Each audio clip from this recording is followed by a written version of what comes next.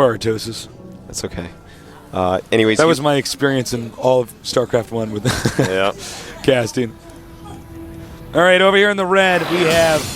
I am MVP. Wow. Now, MVP played pretty well. I got to hand it to him. But it was a pretty easy win for him, too. I think BanBans was giving it to him. By the way, speaking of BanBans, in a female voice it said... BanBans Zenith. There's BanBans Zenith. Yeah, BanBans, a pretty cool name. Looks like someone loves Protoss out there. Now, these guys are close to each other by air, as you can see. Short distance. But by ground, with the ramp starting here, that's their only exit. You know, ran in a mouse pad room there. It's quite long. So sometimes we see Terrans go for drops. We see Protoss go for a Stargate. Or Robo, you know, get Observer out real fast, see what they're doing.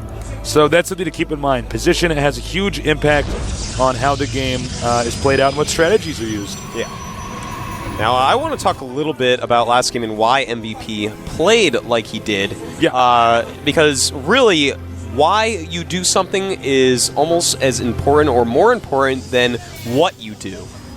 And he really, it looks like that game he had planned to make a ton of units off one base. I think he realizes, okay, I'm MVP, I'm on Incredible Miracle, I'm one of the best players in the world, I don't want to get knocked out randomly, make more units early. You know, both of us might do some one base type stuff, but I should be safe with this. Right. There should be no way for me to die. So I think that's what was probably going through his head. You know, he's a very confident player, seeing as, you know, he's a top StarCraft 1 pro that just switched over. Now, we have the Cybernetic score on the way. This is all very standard openers from both these guys. If you're new to StarCraft 2, these are openers you could copy, at least for the start, and be confident what you're doing is correct.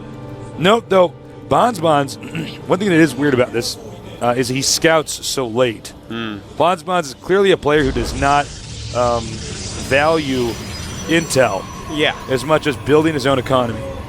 And, you know, there are certain times where that is a great move. Yeah. You know, if he wants to do another just all-in like we just saw, he just wants to attack nonstop, those extra minerals will make a little bit of a difference, make it a little bit quicker, and those little things actually matter quite a bit.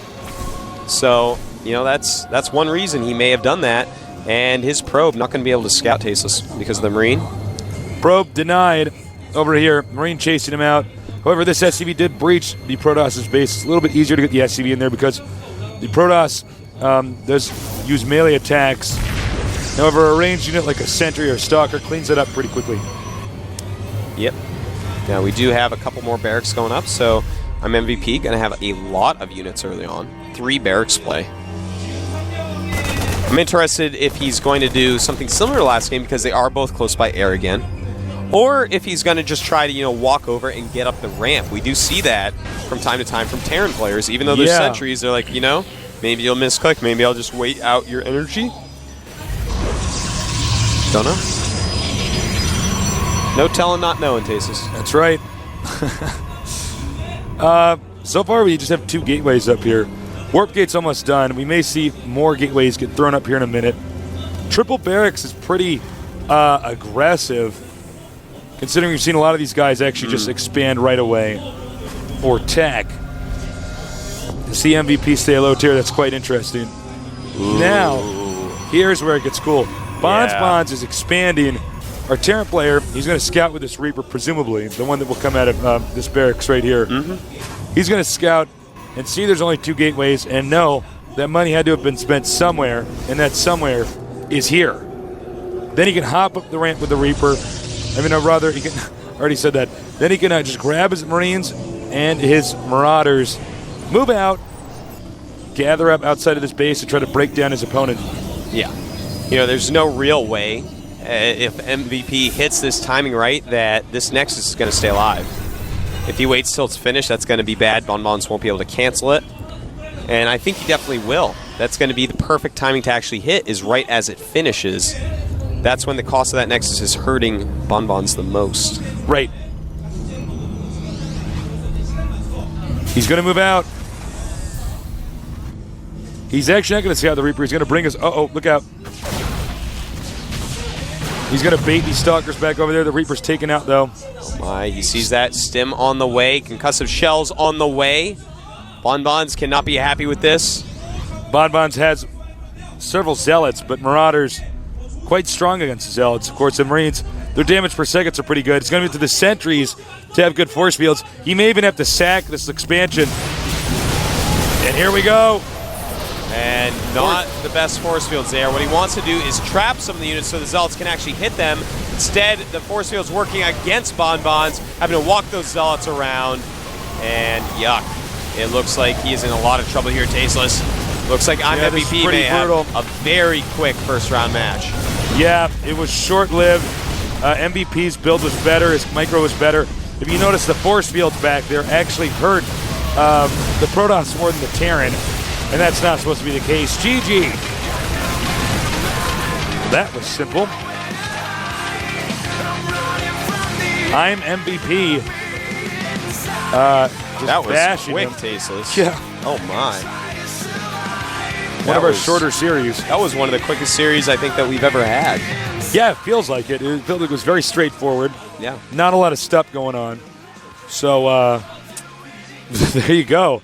We're going to have an interview with the winner. I'm MVP. I hope you guys left some good questions. I hope there were some questions. Some of the left. questions have been really great lately. Yeah, they're getting better and better. The Hydra interview, man, we had a great one. A giraffe migration. They call giraffe it the migration. bush. I would say it's actually pretty good for what that thing looks like. Yeah, it does the look like a spine-crawler bush. So, I mean, God, there's really not a lot to say about those games. It's pretty straightforward.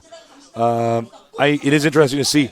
I am MVP so focused on doing these one base, 3 barracks builds. We haven't seen that as much. We've seen a lot of Banshee rushes, a lot of forcing an expansion, but you know what? Sometimes just solid 3 barracks can be pretty damn good. Yeah, especially if they go fast Nexus, which he did do. So I'm MVP. Almost got like a free build order win that second game. Right.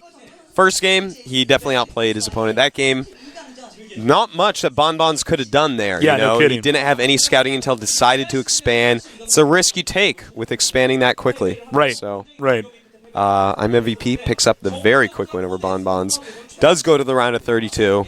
Hopefully, we'll see him get a little bit further this time than last season, where Xenio knocked him out so quickly in an epic series. Should be pretty awesome. Again, thanks to our sponsors. Thanks, guys, for tuning in and joining us. So awesome to be here. This is our last day of casting 9 best of 3s. So I think tomorrow our cast will probably be a little bit less bumpy. Yesterday we had the longest day of work ever. I think I bet you there were points in time where I didn't even know what I was saying. Yeah, just went on auto drive. Yeah, sorry about that. It's just press a button in my stomach. Just like commentate. I'm like, yours is on your stomach. It is. Mine's right up here. We'll be right back, guys. Enjoy the interview. This is Tasteless Undertosis at the GSL.